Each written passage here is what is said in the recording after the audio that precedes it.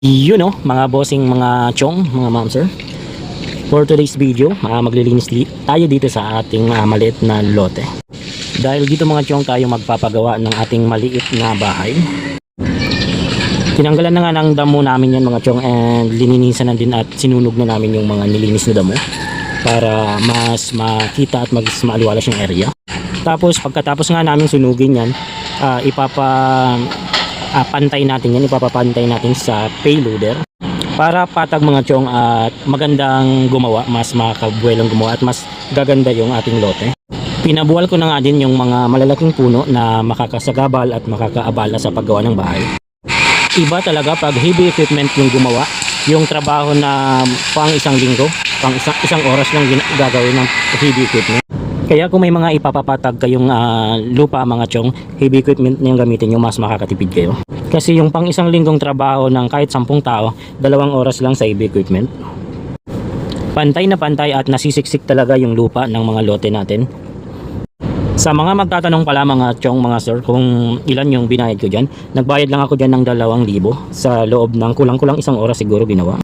Kung tao nga ang gagawa niyan mga chong, siguro mga 1 linggo niya ng 10 tao or 5 tao. Kaya matipid na tipid talaga dito mga chong pag heavy equipment yung papagawin mo ng ganitong klase ng trabaho. Kita nyo naman mga chong, saglit niya lang hukayin yung mga matataas na portion ng ating lote. At saglit niya rin tumbayin yung malalaking puno ng kahoy na kung puputulin mo ng mano-mano or kahit tsenso ay may matitira pang ugat.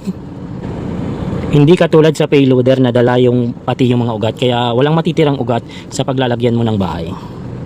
At sobrang init nga din ng panahon ngayon mga chong, nakikita nyo naman sobrang init ng panahon, kaya mahirap talagang magtrabaho ng mano-mano.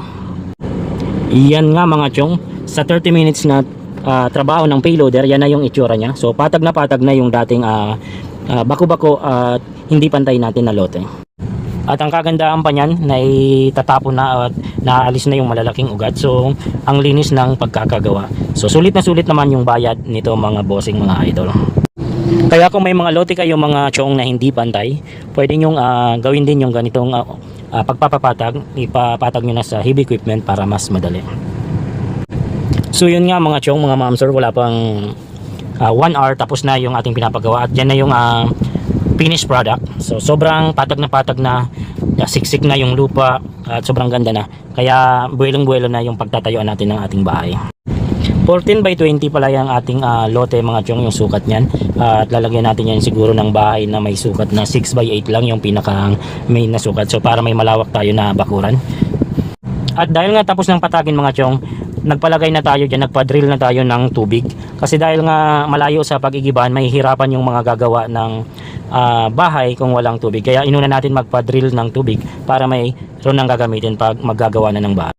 So hanggang dito lang muna mga chong yung ating update for today. So thank you so much mga ma'am sir sa inyong patuloy na pagsuporta dito sa ating munting channel.